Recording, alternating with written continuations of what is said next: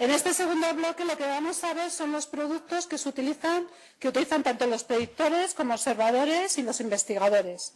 Uno de los productos que Met echaba en falta hace unos años y que en diciembre de 2015 he visto que lo habéis terminado ha sido un atlas de clima marítimo. Parecía que se necesitaba igual que uno terrestre y uno marítimo. Bueno, pues ya lo tenemos. Y para hablarnos de cómo se ha hecho este atlas de clima marítimo tenemos a mi compañero Justo Conde, que ha participado en su realización. Aquí dejo a Justo. Muy bien. Hola, buenos días.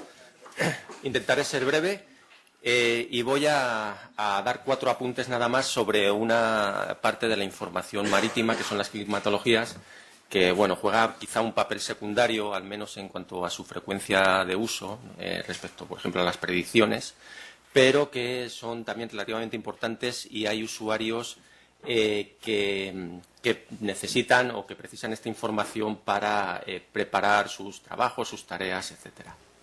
Entonces, bueno, me voy a limitar a 3 cuestiones muy sencillas, al que son, para qué sirven, que posiblemente la mayoría de vosotros pues ya conozcáis, y luego algo más importante, que es cómo obtenerlas. Es en el caso de que necesitemos, de que algún usuario nos demande algún producto de este tipo.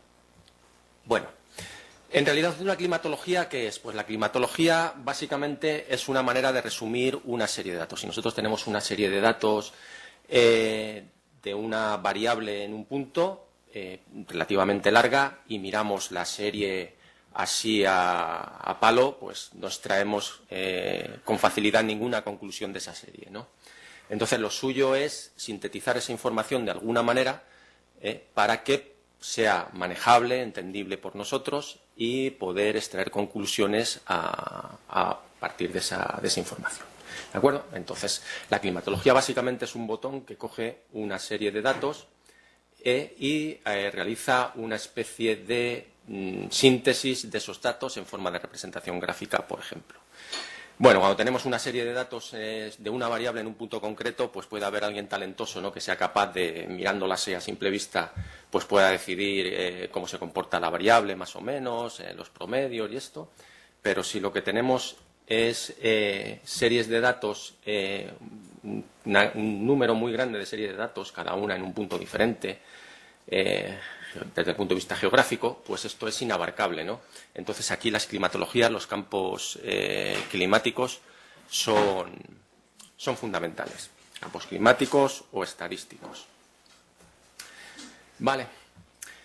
¿Cuáles son las variables físicas que son de interés a la hora de preparar climatologías? Más que nada, no que sean interesantes a la hora de preparar climatologías, sino que solicitan los usuarios y entonces hay que preparar climatologías de ellas. Pues las estándares: velocidad de dirección del viento, altura de olas, temperatura de la superficie del mar.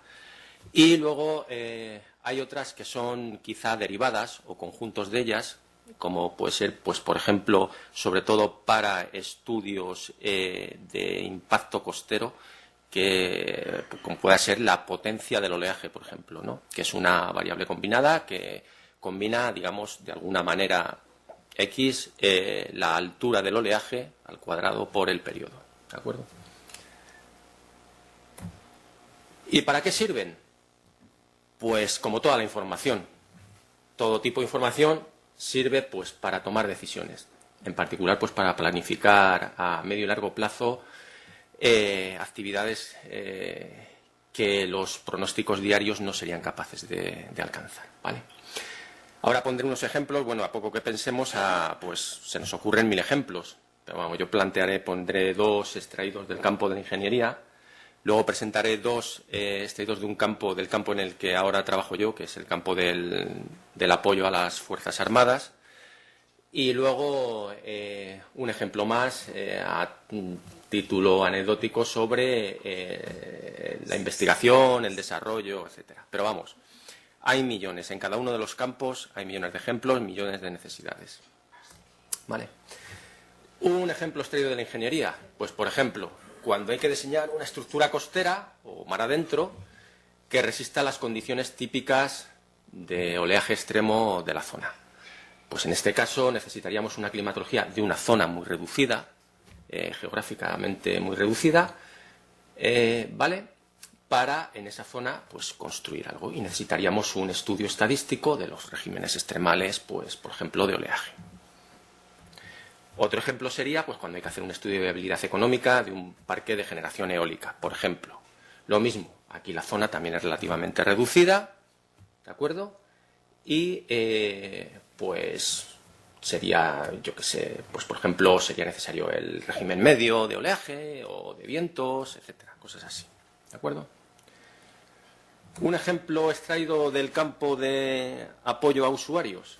Pues, por ejemplo, aquí pues pongo un caso, cuando hay que conocer la frecuencia de las condiciones que favorecen o dificultan la actividad del oponente para gestionar el despliegue de tropas. Esto a las Fuerzas Armadas les resulta sumamente necesario.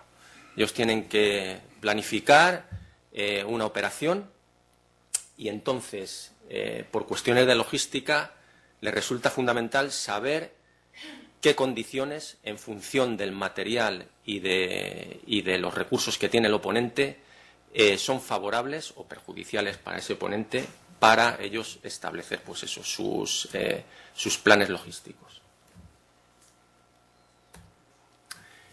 Otro ejemplo, pues por ejemplo, cuando hay que decidir si en una operación en el Mediterráneo Oriental, en cierta época del año, los pilotos podrán prescindir o no del traje de neopreno. Esto es, cuestiones pragmáticas de estas surgen a diario prácticamente. Entonces, sus necesidades no son tanto como, pues por ejemplo, en este caso, cuál sería la temperatura media en el mes de enero o en el mes de mayo.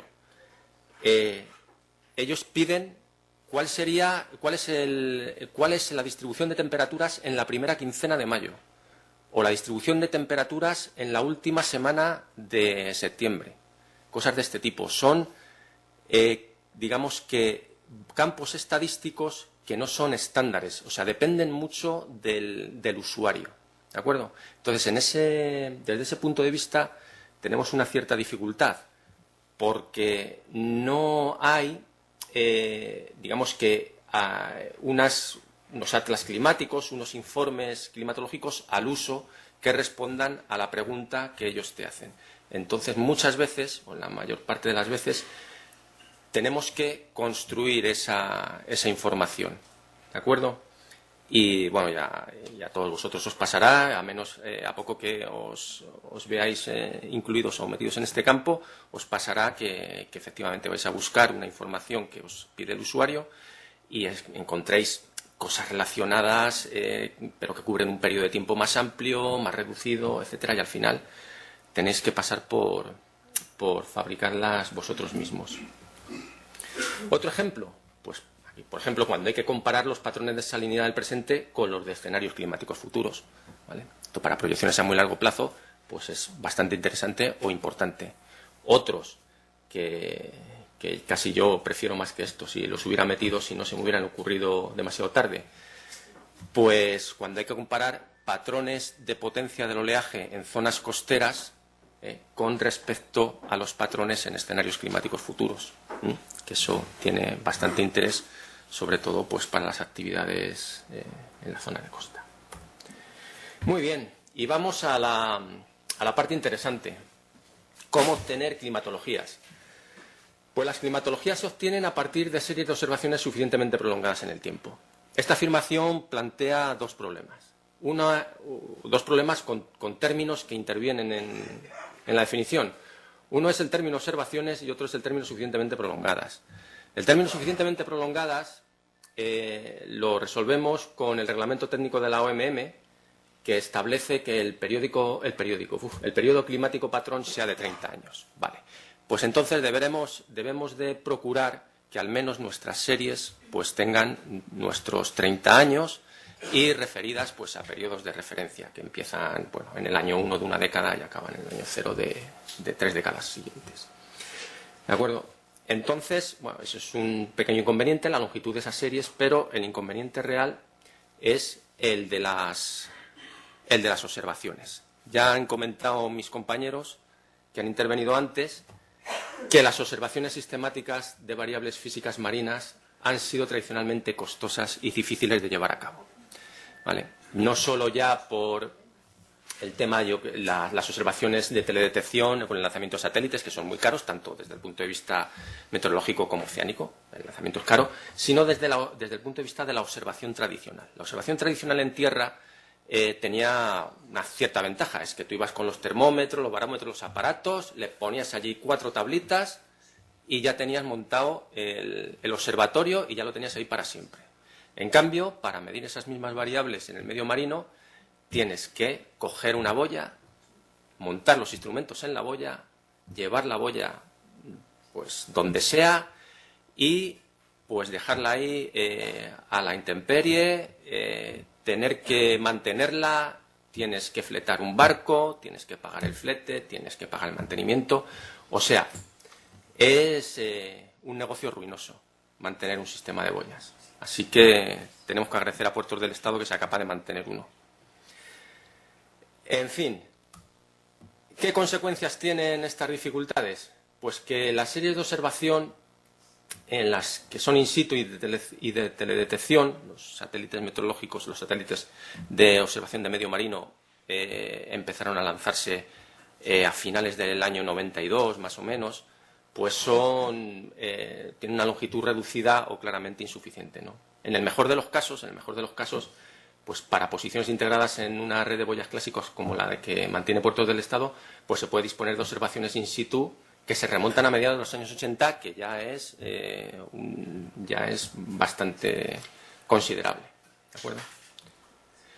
Bien, la pobre cobertura espacial de las observaciones in situ. Aquí muestro, digamos, todo lo que son boyas a la deriva, boyas ancladas, etcétera, que mantiene la BDCP, que es una iniciativa de la JCON, que ya ha comentado nuestra compañera, que es una comisión conjunta que forma la Comisión Intergubernamental de Oceanografía y la sección de Meteorología Marítima de la OMM, ¿de acuerdo? Entonces, esta es la distribución de boyas. Muchas de estas se han desplegado en las últimas décadas. O sea, las últimas décadas no, los últimos años. Entonces, estas miden todo tipo de parámetros. Pero, por ejemplo, imaginemos que queremos oleaje. Entonces vamos a recoger de todas estas las que nos miden oleaje. ¿De acuerdo? Entonces nos encontramos con esto. Bien, ¿qué pasa si nosotros, hombre, si estamos en la zonas cercanas a las costas y tenemos la suerte de que tenemos una boya en la región de interés, está fenomenal. Pero ¿qué ocurre si nuestro interés está, pues yo qué sé, en Indonesia, por ejemplo, o por ahí? Como aquí quizá no estamos acostumbrados, estamos más acostumbrados al usuario que se mueve dentro del área de las aguas territoriales españolas y tal. Pero en mi caso, los usuarios me piden cosas, o el usuario me pide cosas que están operando en cualquier lugar del planeta. Pues entonces tenemos un grave problema. Si me piden cerca de las costas españolas lo tengo fácil, porque tengo ahí una boya de puertos o tengo algo y lo tengo relativamente sencillo. O tengo ya incluso el estudio climático hecho. Pero si no, lo tengo complicado. Para resolver ese problema de esa falta de datos de series temporales prolongadas en todo el globo, se utiliza un instrumento, un mecanismo que es la restauración de campos oceánicos. Consiste en que se parten de datos distribuidos irregularmente, de las observaciones heterogéneas de las que disponemos, ¿de acuerdo?, las que hemos dispuesto históricamente.